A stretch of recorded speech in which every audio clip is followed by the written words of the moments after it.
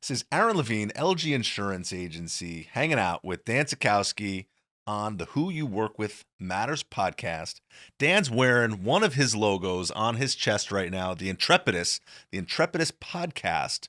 You got to check it out. Dan is an awesome coach, entrepreneur. He's I don't know, you're like an everything kind of guy. You're kind of doing it all. You've got that morning routine going. Your 4:30 a.m. starts right now. You've got the podcast. You're a life coach. You're also an author, Yeah. which I want to talk more about because I kind of want to write a book. So I got to learn a little bit more about what your process was and how you got it going and what your book was about, because I honestly didn't read it yet. And I think you're going to give me a copy, a signed copy, one of these days when I come on as a guest on your show. Hopefully I qualify for that, which would be awesome, because I'm totally into some really cool books lately. And I know you've read a ton, but I want to really dive into a little bit more about your book, but we're going to get there. Give me a little bit about you. Who the hell are you? Just That's such an open question. Like you could go like, where do I start? just a normal guy from humble beginnings. Love it. Grew up below average, I would say. My parents would say we were average, but we lived in an apartment until we were 14, and just really got by. And then we moved into a house. My grandparents moved into the house. My uncle moved in there as well, so it's kind of like you were still living in an apartment. And my parents worked hard. Nobody in my family was a business owner. And I didn't understand business. I didn't understand anything until one day I just kind of had a vision, and I knew I wanted better than what I had. Not that I didn't appreciate what I had, Sure. but I wanted to kind of change the way life was for the rest of my life and for my family. So I focused young. I want to be rich. Everyone talks about wanting to be rich. 16 years old, want to be rich, past Bon Jovi's house. I mean, I live in an apartment. It's like a mall. You're like, and it's a house. You don't know. And then once Right. you move into an area where there's actually houses, not like apartments and high rises, you're like, things are a little bit different out here. Sure. So from the focus of 16 years old, I read Rich Dad, Poor Dad, and changed the total way that I was thinking. And I actually had a rich dad and I had a poor dad. I had my dad, and then I had a guy who I worked with in construction, and he was my rich dad.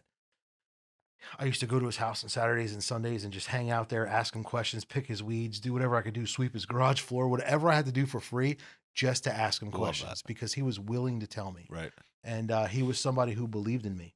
So fast forward. We lose out a lot on the give, right? It's so important to be a giver in order to get, right? You did whatever you could do for free is what you just said, right? In order to be able to learn and get yourself to the next level, right? Asking all the questions and picking his brain, even as a kid at a young age, and understanding the value of doing stuff and giving things away in order to get things back in return is super important. Like that's one of my favorite things to do. Like I'm such a giver, and if I'm out speaking or doing anything else, like I want to educate, I want to give my knowledge away, and at some point we know it's going to come back. It takes a while to learn that, but you had that super early on. It was super good. Sorry to interrupt. I would learn everything I could, and he believed in me. Left high school, started my own company, and from 17, I think 25, I just focused on money. I wanted to make money. I didn't know any different. I just knew that, like, I thought money was everything and money was going to buy happiness. But then I lost everything. The economy crashed in 2006. I only had business and a good economy, lost everything. The only thing I had left was my family. And I realized that was true wealth. Okay. And fast forward, I said, for the rest of my life, what I want to do is I want to focus on, how to make money secondary, serve other people. And if I could serve other people, money will always come. And I just became a servant. I had a servant mentality. I tell people I'm a hope dealer. Okay. Like I give people hope. And so now today, at 43 years old, I got a podcast. I deliver free content. I have an Instagram page. I mean, this stuff and information that I give people for free. And I just hope that I could change one life or impact one life every single day. Just because I know that if I had that, at a younger age, or if, we grew up in that world, the world will be so much a different place. Sure. So but what's important is, in 2006, you said, is when business went bad and you hit rock bottom. It allows you to reevaluate, right? Reevaluate your values at that point. Before that, it was money, gimme. Yeah. Right. Although even in your younger years, you were giving to receive. And then you're like, all right, now I'm getting a little bit of Yeah. money. I can buy a truck. I can buy big rims. Yeah. I can make things work. And then you have to restructure your brain at that point. So super important for any entrepreneur, anybody coming up and wanting to learn more is being able to give and figuring out how to learn how to be humble. Mm-hmm. I think is very important. And I've learned those lessons myself. So that's why we get along great in this conversation is I've learned those lessons of hitting rock bottom and figuring out how to be humble and be a giver, that servant mentality. I've heard other people say that before. And I think it's a great way to look at it. And the fact that you're a hope dealer and with your business coaching, I think that's super important. Yeah. So tell me a little bit about now. So your revenue generating activities are what? So I own a construction company still. Okay. Business coaching, and now all the social platforms I'm on. Love that. So for the construction company, right? We'll call the construction company your main source of revenue for today.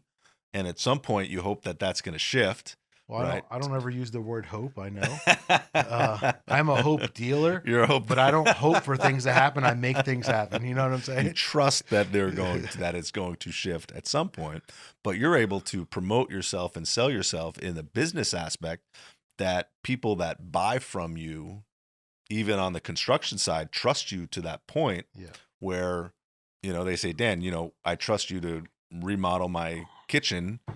And here's a couple $100,000 in order to do that, and let's work on it together. Yes. So talking about that business aspect, let's I want to obviously hit the business and then really get into the coaching and the book stuff. But so tell me a little bit more about the business and how you're operating that business right now. So I've been in business for now 26 years. Okay. In construction, and everything I have is processes and systems. I don't work too much in the business, very, very little. Mm-hmm. I work on the business grows. It's self-generating. We are on the first page of Google. Our performance on our website is super, super high. And, again, being in business for a long time, you realize that like, if you're always in the trenches, right, you're never going to be able to go out there and do anything else. So one of the main reasons why I built this company the way I did was because back in 2006, when I was focused on one thing in one direction, and I was like, all right, I want to make $1 million, but if I only have one vehicle to make $1 million and it crashes, the same thing's going to happen. So how do I take my time and leverage it and have a company that's working? I might not make as much money because I'm not always there, but if I can still generate money, but also have my time, which is more valuable than $1, sure, then I could take my time elsewhere and do other things. So how do I have 5, 6, 7 different things that are creating revenue in the event that the economy does crash, which we might be going that way right now, who knows? And 2 or 3 things kind of fall to the wayside, I still have something there, but my company, I have project manager, office manager, and, everyone that works for us and works within us, is a unit, and everything works together, and it goes and it flows the way it's supposed to go. Are there bumps? Yes. Sure. That's every company. Right. But at the same time, I take myself out of it so that the homeowner doesn't expect me. The homeowner doesn't, most of the times they don't even know me. Because at the end of the day, like, the company is what the company does, and it shouldn't be the person. Right. And I think so many different people are the bottleneck of their business. Sure. And it's what takes them down the wrong roads. They can't. I was talking to a guy yesterday. We were doing the math. He's going to be a coaching client, and he's working 16 hours a day. He did gross 400,000 last year. We divided it up. Maybe he made 80,000. We took 80,000. We divided by 52 weeks by 16 hours. I'm like, bro, you're making $18 an hour. Sure. I go, you're a glorified employee. I said, at the end of the day, like, what does your life look like in the next 6, 12, 24 months if you keep doing this? Right. And that's the thing is so many people in business, why they can't get to a point of having a company grow without them is a control problem. Sure. It's everything in life, whether it's your relationship, whether it's with your kids, whatever it is. If you're a control freak, it's the most damaging thing to anything that you're touching in your world. Right. That's the E-Myth, right? The E-Myth book is one of the most I just finished reading that again. One of the most famous business books out there, right? Are you a technician, an engineer, or it's the working on your business instead of working in your business. Entrepreneur, yeah.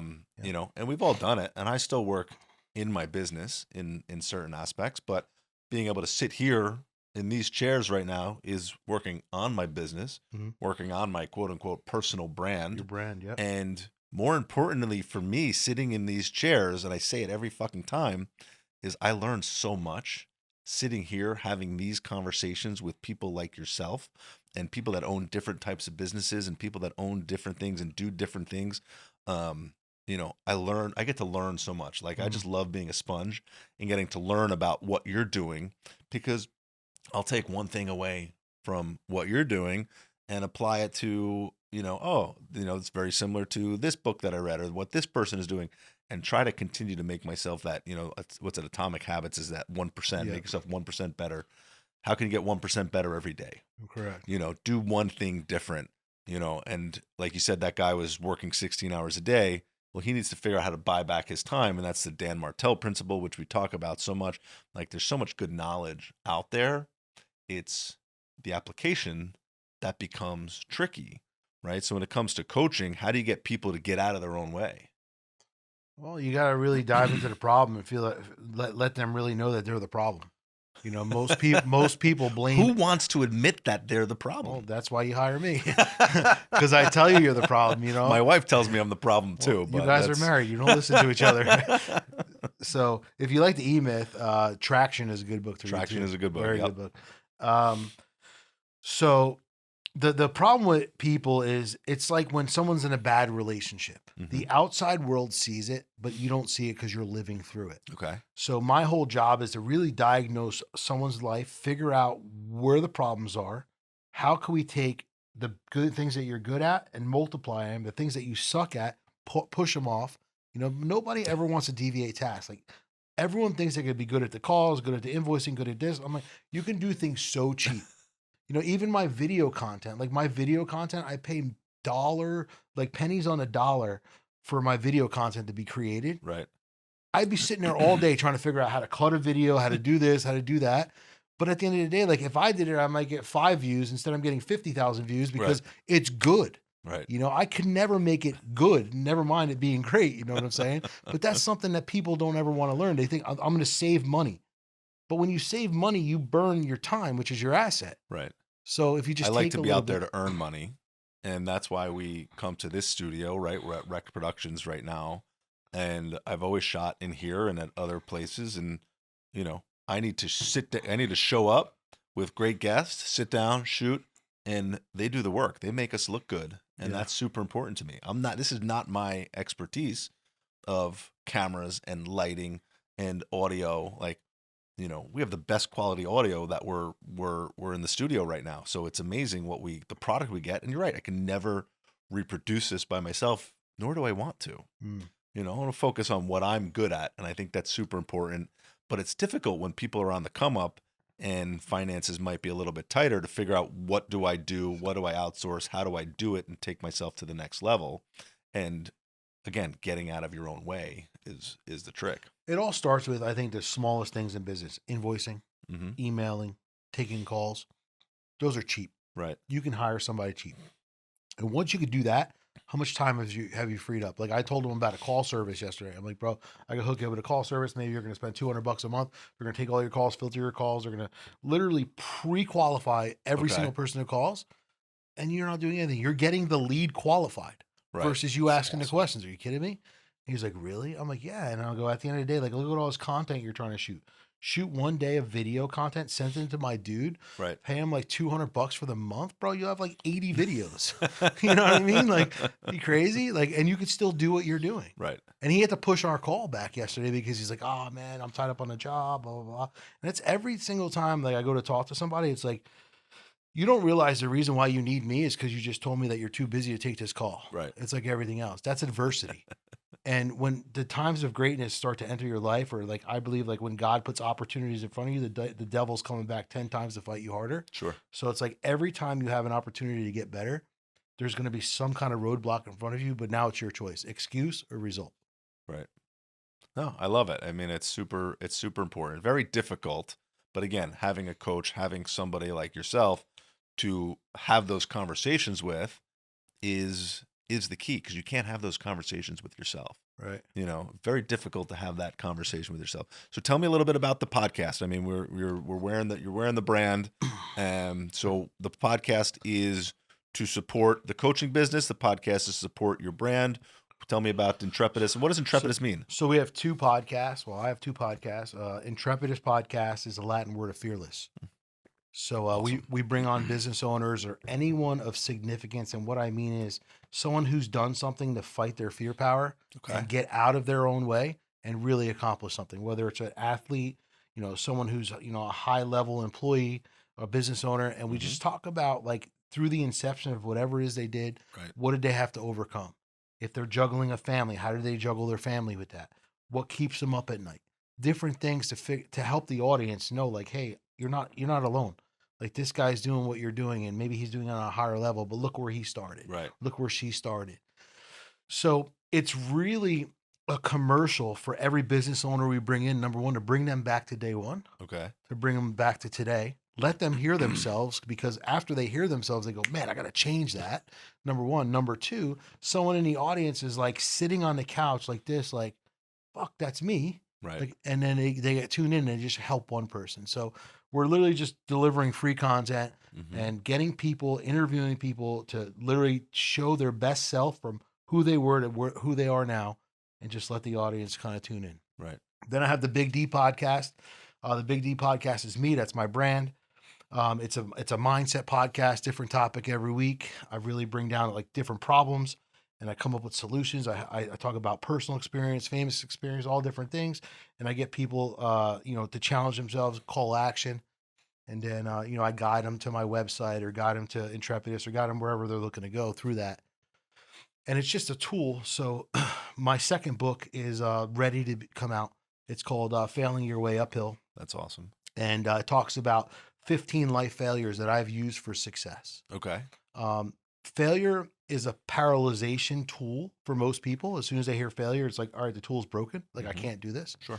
So I tell people, like, if you study successful people, failure is inevitable, number one, and they failed more than they've ever succeeded. That's what people don't understand. Right. So, like, the best example probably is Michael Jordan. Everyone talks about him, like how he failed off his high school team. He wasn't accepted, never going to make it. Now look at him, a legend. So at the end of the day, people don't understand that. Same thing with Oprah and all these different people who we look up to, Right.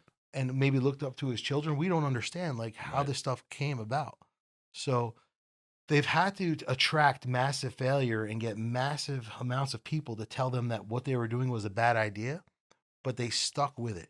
The learning comes in the failure, right? There's so many lessons that come in that failure. And one of my favorite books is when I read the John Isaacson book, Elon Musk, right? When I read his book, you learn about how much he failed before he became the richest man in the world, and the amount of work that he puts in to his companies, to change the processes, to reduce cost and manage risk in a manic way, right? Not a normal person, but there's times where he was sleeping on Whose couch was he the sleeping production floor, right? But he was sleeping on someone's couch. He was sleeping someone on from different Apple or people's. something. Yeah, he was always sleeping, right? So like, there's so many stories in that book of him just giving everything that he has in order to create success, and he found a way to create that success by reducing the time of processes, reducing steps in a process. So very systematic approach to everything,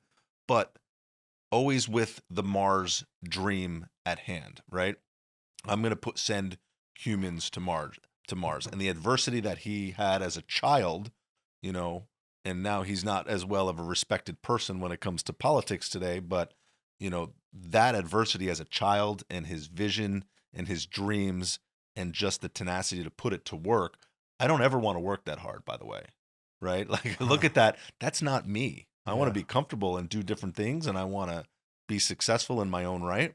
But working 160 hours a week and grinding and treating people in different ways is not necessarily my style, but I can respect that to understand why he was able to achieve that. And you get all these high achievers that have a lot of similar stories, just like you're talking. Oprah has a very similar story, where she was kicked off of different television shows before she was able to create success, the adversity that she had as a Black woman.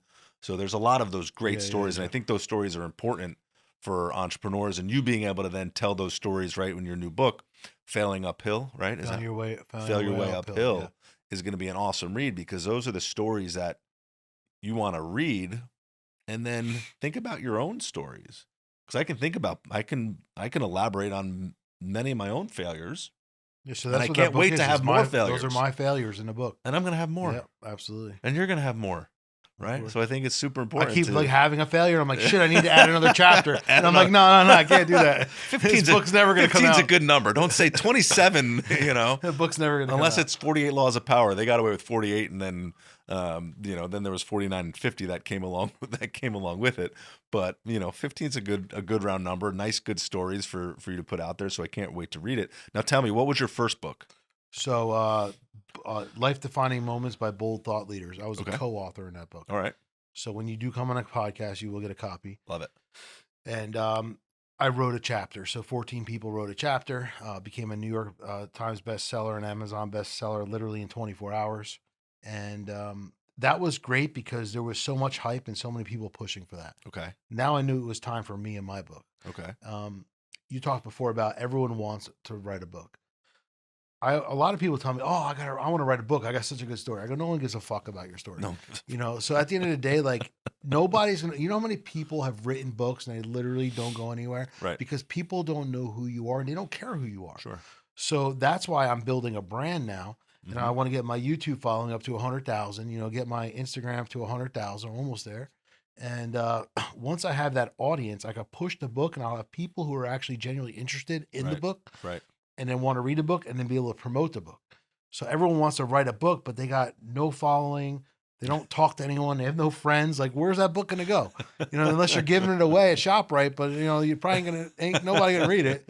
So that's why I didn't make the book about me. I just talked about failures in life. And Sure. like, I do say at the end that these are all my stories, but I don't like go through it like this is me. This is what's going on. I just talk about, here's a lesson of failure. Here's the title of this chapter. Boom, boom, boom. And here's how it happened. Right.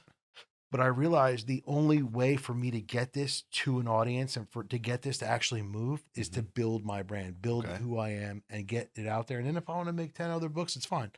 Because all right, this is book number 3, 4, 5, 6. You know what I'm saying? And it's easy. So do you have a ghostwriter? Do you have an editor? How are you getting the content put out? Or are you I wrote that whole book by myself by hand. You're doing 2 hours a day? I wrote that book. I wrote that book in 31 days. Okay. Literally every single day, just sat down and wrote the book. I knew what I wanted to do. I knew how I wanted it to be. And I just dedicated 2 hours a day for 31 days and I wrote the whole book. Right.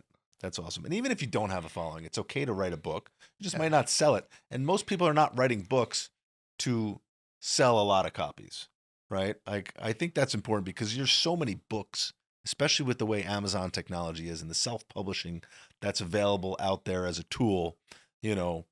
I think a book as a promotional item for a business person, I think is a great opportunity as well. And, I have an idea for a book that's loosely based off of this podcast, right? The podcast of Who You Work With Matters, stories about the who's in our lives. I'm giving it away right now. I've never even talked about it before. Put it by the domain. I already own it. But stories about the who's in our lives is super important because I think it's important to share that there's people that help us, whether it's in failure or it's in success, and that we can learn from, and then also help us move the needle like a coach, whether it's in a coaching situation or in a conversation. I think it's important. Mentors are who's in our lives, and we've all had good mentors. You were talking about one when you were a kid and asking a lot of questions. I'm sure you have some today that you can certainly celebrate and share with us, right? The Intrepidus, you have a partner on the Intrepidus podcast. Anthony's a partner of mine. Yeah, he owns a solar company. Okay. Yeah, it does millions of dollars a year, and we connected through a mastermind. Right. And that's how we met. So mastermind is full of who's, right? It's all about the people. Yeah. And so there's so many great stories about who's, and I think I could put it to good use in a book as soon as I'm ready. I think we got to get, like you said, build it a little bit further. I forget what episode we're on right now, but my first goal is to get to 100 episodes of the Who You Work With Matters podcast. And when I do that, I'm going to have a party. I'm going to invite everybody that's ever been on.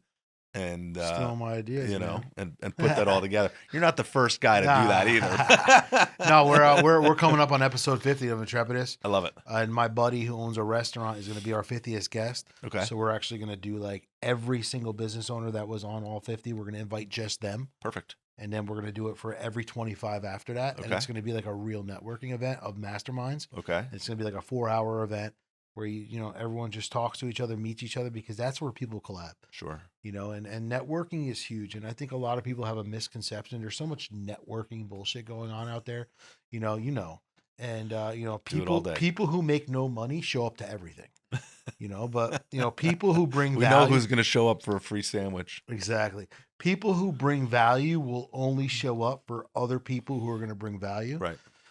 So that's what I think is important. Like what you're doing here, this is valuable, and everyone else wants to tell everyone their story. So you talked about like, yeah, it's okay to write a book, because you might not want to sell a lot of copies, but if you really have something to say, Right. start a podcast, Right. or start blogging or start doing something online to get it out and get people attracted to you. Right. And then you may never have to write a book, but you may help somebody, because I think with the way social media is versus, spending all the time writing a book and getting depressed that it doesn't go anywhere, like you can use everything as an influence for Right. whatever market you're trying to talk to. Social's so big. But then you get a lot of people, right? And James and I've had this conversation. Everybody wants to do a podcast. This is great. Let's do a podcast. It's so easy, so easy. I'm gonna do it myself, so I don't have to spend any money. They shoot one episode and then they're done. They fail. Yeah. They don't even try to get to the next level, right? They look at the data, they look at the statistics, which, we're not in the game of looking at the data on the long form stuff. It's not what I'm into. I'm into these conversations, and I think the value is here, and the value is what we're able to then share and collaborate on. But I've been able to grow it to that point.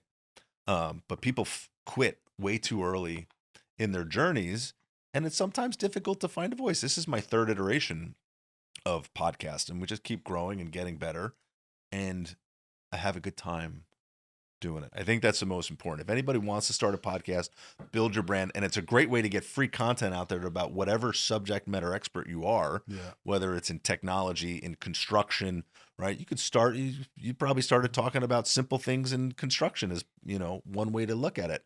You can give ideas and tips, free tips out there, and there's just so many different ways to put things out there in such an easy manner. Just being consistent and being able to do it is huge. Consistency is the key. That's the hard part. And I think that the reason why people do one podcast and quit, if this was 30 years ago and podcasting was a thing, people wouldn't quit. Right. We live in a microwave shake and bake generation where like everyone wants instant gratification for everything they do. It's like, there's a pill that you're going to lose weight with, you're going to do this, you're going to do that, but everything, I always take everything in with the gym. If you're a fat shit, dude, you're not going to be a skinny shit tomorrow. You know what I'm saying? Like you got to go to the gym. You got to do what you got to do. You got to put the work in. Right. You put work in to be big. Now you got to put work in to be small. It's not going to happen overnight. You can go get all the surgeries you want in the world. You can do everything, but you're still not going to look the way you think you want to look. But what happens is as soon as somebody gets a taste of it, but they realize, man, this is a lot of work. I got to do a lot. I remember my first podcast. I think we had like 67 views. We're like, this sucks, Now we're getting like 20,000, 30,000, whatever. But at the end of the day, like it takes time, and it took like I think 15 episodes to even hit like 5,000. Right. Then we went 6,000. And we're like, all right, sweet, 7,000. But it's like it takes so much, and they say like the statistics on podcasting is what like most people don't make it to 10. Right. Some people will make it to 50. But if you actually make it past 50, like you have something successful and something in the works. I look at some of the podcasts that I listen to, some of the more famous quote unquote podcasts out there. There's thousands of episodes. There's not 50. There's not 100. There's thousands. So it takes some people hundreds of episodes before they hit that critical mass and hit that quote unquote tipping point to get to the next level. It's not the first one. It's not 10. It's not 50. It could be thousands, but again, thousands might not be your goal. That might be your goal in Intrepidus and for consulting and coaching and building that brand and being able to do things differently. But not everybody needs to have that big, hairy, audacious goal with it. If they're having fun, reaching a small niche audience, sharing about what they're an expert in to try to, I hate to say this, but sell more product. There's a way to do that, to sell more product. It's not always about selling more product. It's about giving it away, and then you'll receive in the end. So yes, you will sell more products. That's true. But, goal doesn't have to be that, the BHAG to get to that 100,000 views. But if you want to be in this game, just start and have fun. I think that's the problem. People get involved in podcasting and this and that because they want to make money. Right. If you don't bring any value to the marketplace, money's irrelevant. You're not going to make it. You have to spend money, sacrifice time, and do everything and give people everything that you want them to buy for free for a long time. And then people will buy it. Yeah. Because you've built no value in yourself. And everyone, oh, look at Joe Rogan. Yeah, look at Joe Rogan. Like, he could put on a 3-hour fucking podcast. I mean, I don't watch that shit. I love the guy. I don't watch that shit. It's way too long for me, you know? But at the end of the day, like, people love him. People watch it. But at the same time, another guy can't just spend 20 minutes behind a mic once a week because why? You're not making money. It's costing you $10, $20. I mean, listen, with all the tools today, you can make your own podcast by yourself. You could. Sure. You know what I mean? They make the things that go on the back of your phone that you can see your screen. You can do all this stuff. Get a mic. You do it. Who gives a shit how it sounds? Right. And that's why I just did a podcast. It's going to come out next week. And I talked about, like, everyone waits for the perfect time. Right. There's no perfect time. No perfect time. My first Big D podcast looked like shit. I had the camera the wrong way, so everything was backwards. Still let it out. The lighting was terrible. Right. The mic didn't work. The whole room echoed for some reason. I was like, I don't give a shit. I'm still putting it out. There's nothing better. There's nothing better than that. And you go back and look at that, what things that you were able to learn from. Yeah. And continue to build off of. Let the first couple look like shit, sound like shit, stumble a little bit when you're asking questions or speaking. Forget what you're talking about. I've done that. Yeah. I've had a brain fart, yeah. dumb moment. Sit here like, what am I going to ask him next? Now it's words just fly out of my mouth, and we can just keep going. So it gets fun. Have a lot of fun with it. Dan, thanks so much for joining me here today. I really appreciate it. There's so much to learn from you. Check out the Intrepidist podcast and the Big D podcast. Check out, what's your Instagram handle? Big D official. Big D official. We'll make sure we tag it below, and there's going to be a lot to collab on. I'm really looking forward to it. So thank you again for joining me. Thanks, bro. Thanks for having me.